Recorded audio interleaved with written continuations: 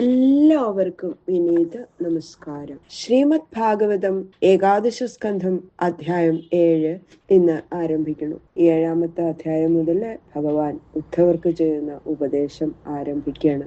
ഉദ്ധവന്റെ 21 ചോദ്യങ്ങളും അതിനുള്ള ഭഗവാന്റെ മറുപടിയും 29ാമത്തെ അധ്യായത്തോടു കൂടി അവസാനിക്കുന്നു. ഭഗവാൻ പറഞ്ഞു, ഹേ ഉദ്ധവ, അങ്ങ് പറഞ്ഞത് ശരി തന്നെയാണ്. അവതാര പ്രയോജനങ്ങളെല്ലാം ചെയ്തു കഴിഞ്ഞു. യാദവവംശം നശിക്കുക കൂടി കഴിഞ്ഞാൽ ഞാൻ പോവുകയായി. കലിയുഗമാണ് വരാൻ പോകുന്നത്. ജനങ്ങള് അധർമ്മ തൽപരരായിട്ട് ഭവിക്കും. അതുകൊണ്ട് ഹേ ഉദ്ധവ, അങ്ങ് സർവസംഘ പരിത്യാഗം ചെയ്ത് മനോവാ കർമ്മങ്ങളെ എന്നിലർപ്പിച്ച് ഒന്നിലും ബന്ധമില്ലാതെ സഞ്ചരിക്കും. ഇത് കേട്ടപ്പോ ഉദ്ധവൻ ഭഗവാനെ വീണ് നമസ്കരിച്ച് ഇങ്ങനെ ചോദിച്ചു. ഉദ്ധവന്റെ 1ാമത്തെ ചോദ്യം, അല്ലയോ മഹായോഗി, എല്ലാം ഉപേക്ഷിക്കുക എന്നത് വളരെ പ്രയാസമുള്ളതാണ്. അവിടുന്ന് തന്നെ എല്ലാം ഉപേക്ഷിക്കാനുള്ള മനസ്ഥിതി ഉണ്ടാകുമാറ് എന്നെ ഉപദേശിക്കണമേ. ത്രിമൂർത്തികളെയും നിയന്ത്രിക്കുന്ന ജഗദീശ്വരനായ ഭഗവാൻ ഉദ്ധവരോടുള്ള സ്നേഹത്താൽ പുഞ്ചിരി ചെയ്തുകൊണ്ട് ഉപദേശം തുടങ്ങുന്നു. മോക്ഷഹേതുകമാണ് മനുഷ്യദേഹം. പ്രത്യക്ഷ അനുമാനാദികളാൽ ആത്മാവിനെ മനസ്സിലാക്കിയാൽ മായികമായ മറ്റെല്ലാറ്റിനെയും ഉപേക്ഷിക്കാൻ സാധിക്കും ഉദ്ധവ.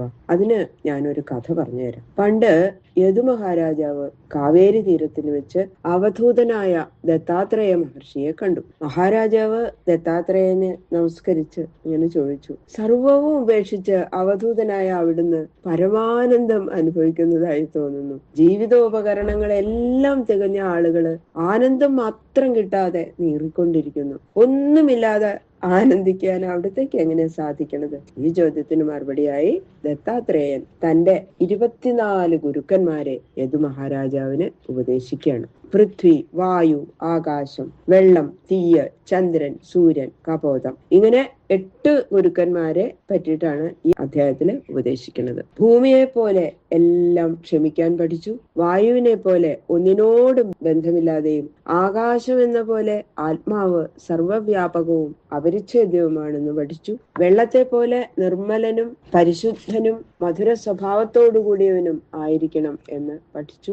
അഗ്നി ഗുണാംശത്തെ സ്വീകരിക്കണമെന്നും ദോഷാംശത്തെ ത്യജിക്കണമെന്നും പഠിപ്പിച്ചു. യഥാർത്ഥത്തിൽ ചന്ദ്രൻ വലുതാവുകയോ ചെറുതാവുകയോ ചെയ്യുന്നില്ല. നമ്മുടെ ദൃഷ്ടിക്ക് തോന്നുന്ന മാത്രമാണത്. ഇതുപോലെ ജനിക്കുക, വളരുക, വൃദ്ധനാവുക, മരിക്കുക തുടങ്ങിയതെല്ലാം ദേഹത്തിനു മാത്രമാണ്, ആത്മാവിനുള്ളതല്ല എന്ന് ചന്ദ്രനിൽ നിന്നും പഠിക്കും. ഒരേ ഒരു സൂര്യൻ അനേക പാത്രങ്ങളിൽ പ്രതിബിംബിക്കുന്നത് പോലെ ഏകനായ ആത്മാവ് അനേക ദേഹങ്ങളിൽ പ്രകാശിക്കുകയാണെന്ന് സൂര്യൻ പഠിപ്പിച്ചു. കപോത പക്ഷിയിൽ നിന്നും സ്നേഹം ദുഃഖത്തിനും ആത്മനാശത്തിനും കാരണമാണെന്ന് പഠിച്ചു. ഒരു കാട്ടില് സുഖമായിട്ട് ജീവിച്ചിരുന്ന കപോത പക്ഷി ഒറ്റയ്ക്ക് ജീവിച്ച സുഖമില്ല എന്ന് കണ്ടിട്ട് ഒരു കപോതിയെ കല്യാണം കഴിച്ചു. അവര് പരസ്പരം കണക്കിലധികം സ്നേഹിച്ചു. ക്രമേണ കപോതി ഗർഭം ധരിച്ചു. ചെറിയ കൂട് പണി ചെയ്ത് കപോതി അതിൽ പ്രസവിച്ചു. 4-5 കുട്ടികളുണ്ടായി. അങ്ങനെ ഭാര്യയോടും കുട്ടികളോടും കൂടി ആ കപോതം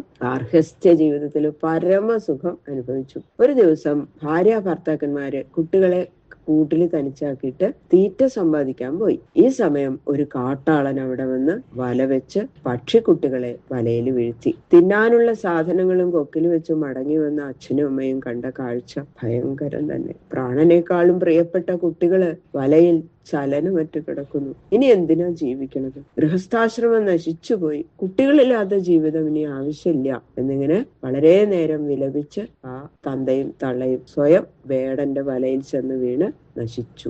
അതുകൊണ്ട് വിവേകമുള്ള മനുഷ്യൻ ദേഹഗേഹധാരാദികളിൽ അതിസ്നേഹം ചെയ്ത് ആത്മനാശത്തിനിടയാകുന്നത് കഷ്ടമാണ് എന്ന് പഠിക്കേണ്ടതാണ്. മുക്തിദ്വാരമായ മനുഷ്യദേഹം കിട്ടുന്നത് ഈ പക്ഷികളെ പോലെ നശിക്കാനല്ല, ഭഗവാനെ സേവിച്ച് ഭക്തി സമ്പാദിക്കണം. അഥ ശ്രീമൽ ഭാഗവത ഏകാദശ സ്കന്ധ സപ്തമോധ്യായ. ശുക്ലാംബരധരം വിഷ്ണു ശശിവർണം ചതുർഭുജം പ്രസന്നവദനം ധ്യായേൻ സർവവിഘ്നോപശാന്തയേ. ഗുരവേ സർവലോകാനാം ഭിഷജേ ഭവരോഗിണാം നിധയേ സർവവിദ്യാനാം ദക്ഷിണാമൂർത്തയേ നമഃ. കൃഷ്ണായ വാസുദേവായ ഹരയേ പരമാത്മനെ പ്രണതക്ലേശനാശായ ഗോവിന്ദായ നമോ നമഃ. കോമളം കൂജയൻ വേണും ശ്യാമളോയം കുമാരക വേദവേദ്യം പരം ബ്രഹ്മ ഭാസതാം പുരതോ മമ. ഓം നമോ ഭഗവതേ വാസുദേവായ. ഓം നമോ ഭഗവതേ വാസുദേവായ. ഓം നമോ ഭഗവതേ വാസുദേവായ. ശ്രീ ഭഗവാൻ ഉവാച യഥാർത്ഥമാം മഹാഭാഗ തച്ചികീർഷിതമേവ മേ ബ്രഹ്മാഭവോ ലോകപാലാ സുർവാസം മേഭികാംക്ഷിണ. ഭഗവാൻ പറഞ്ഞു, അല്ലയോ ഭാഗ്യശാലിയായുള്ള ഉദ്ധവ, സ്വകുലം സംഹരിച്ച് ഞാൻ വൈകുണ്ഠത്തിലേക്ക് പോവാൻ ഒരുങ്ങിയിരിക്കണു എന്ന് ഉദ്ധവൻ പറഞ്ഞത് ശരി തന്നെയാണ്. അങ്ങനെ ചെയ്യണമെന്ന് തന്നെയാണ് ഞാനിപ്പോ ആഗ്രഹിക്കുന്നത്. ബ്രഹ്മാവും പരമശിവനും ലോകപാലന്മാരും ഞാൻ വൈകുണ്ഠം പ്രാപിക്കണം എന്ന് ആഗ്രഹിക്കണം. മയാ നിഷ്പാദിതം ഹ്യത്ര ദേവകാര്യമശേഷത യഥർത്ഥമവതീർണോഹം അംശേന ബ്രഹ്മണാർത്ഥിത.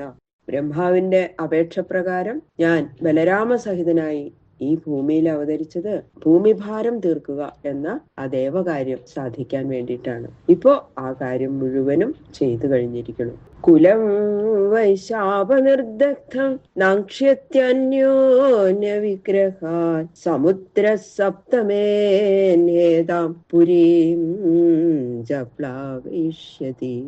ഭൂമിഭാരമൊക്കെ സാമാന്യം തീർന്നു എങ്കിലും യാദവകുലം അധികം അഹങ്കാരയുക്തമായിരിക്കുകയാണ്. ഇപ്പോ അതും ഭൂമിക്ക് ഭാരം തന്നെയാണ്. ഇപ്പോ അതും ബ്രാഹ്മണ ശാപത്താൽ നശിച്ചതുപോലെയായി. അന്യോന്യം യുദ്ധം ചെയ്ത് അവര് ഉടനെ നശിക്കും. ഇന്നു മുതൽ 7ാമത്തെ ദിവസത്തിൽ സമുദ്രത്തിൽ ജലം വർദ്ധിച്ച് ഈ ദ്വാരകാപുരിയെ യർഹ്യേവായം മയാത്യക്തോ ലോകോയം നഷ്ടമംഗള ഭവിഷ്യത്യജിരാൽ സാധോ കലിനാപി നിരാകൃത. എന്റെ ഭക്തനായ നിനക്ക് ഖേദം വേണ്ട. നീ സാധുവാണ്. നിനക്ക് ഒരു അപായവും വരില്ല. ഞാൻ ഈ ലോകത്തെ എപ്പോൾ വിട്ടുപോകുന്നുവോ അപ്പോ കലിയുഗം ഈ ലോകത്തെ അത്യന്തം ബാധിക്കും. അത് നിമിത്തം മംഗളകരമായിട്ടുള്ള കർമ്മങ്ങളെല്ലാം നശിക്കുകയും ചെയ്യും.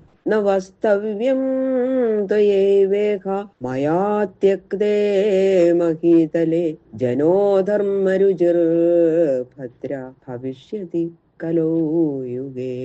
ഞാൻ ഈ ഭൂലോകത്തെ വിട്ടുപോയാൽ കലിയുഗം ആരംഭിക്കും. അല്ലയോ ഭദ്ര, കലിയിൽ ജനങ്ങൾക്ക് അധർമ്മത്തിൽ താല്പര്യം വർദ്ധിച്ചു വരും. നീ എന്റെ ഭക്തനായതുകൊണ്ട് അധർമ്മ തൽപരനായിരിക്കില്ല. അധർമ്മിഷ്ഠരായ അധിക ജനങ്ങളുടെ ഇടയിൽ അങ്ങനെയുള്ള ഒരാളെ ഇരിക്കുന്നത് വളരെ ബുദ്ധിമുട്ടായിരിക്കും. അതുകൊണ്ട് നീ ഇവിടെ താമസിക്കരുത്. ത്വം തു സർവം പരിത്യജ്യ സ്നേഹം സ്വജനബന്ധുഷു മയ്യാവേശ്യ മനഃ സമ്യക് സമദൃക് വിചരസ്വഗാം. എന്നാൽ നീ ചെയ്യേണ്ടത് എന്താണെന്ന് ഞാൻ പറയാം. തന്റെ സ്വന്തം ജനങ്ങളിലും ബന്ധുജനങ്ങളിലുമുള്ള സ്നേഹത്തെ മുഴുവനും ഉപേക്ഷിക്കൂ ഉദ്ധവ. പരമേശ്വരനായ എന്നിൽ മാത്രം മനസ്സിനെ സമർപ്പിക്കുക. എല്ലാറ്റിലും വസിക്കുന്നവൻ ഞാൻ തന്നെ എന്ന ദൃഢജ്ഞാനത്താൽ എല്ലാറ്റിലും എന്നെ തന്നെ കാണുക എന്നർത്ഥമായ സമദൃഷ്ടിയോടുകൂടി ഭൂമിയിൽ സഞ്ചരിക്കൂ. ഒരു ദിക്കിൽ തന്നെ ഇരിക്കുക എന്നത് വേണ്ട. ഒരു സ്ഥലത്ത് മാത്രം വസിക്കുമ്പോൾ പ്രത്യേക സ്നേഹത്തിന് കാരണമായി വരും. എല്ലാറ്റിലും ഇരിക്കുന്ന ചൈതന്യം ഒന്നാകയാൽ എല്ലാവരെയും ഒരുപോലെ കാണുന്നവന് ഒരു ദിക്കിൽ തന്നെ ഇരിക്കാൻ ആഗ്രഹവും ആവശ്യവും ഉണ്ടാവില്ല. ബാക്കിയുള്ള ശ്ലോകങ്ങള് നാളെ നോക്കാം. സർവത്ര ഗോവിന്ദ നാമ സങ്കീർത്തനം. ഗോവിന്ദ ഗോവിന്ദ ഗോവിന്ദ.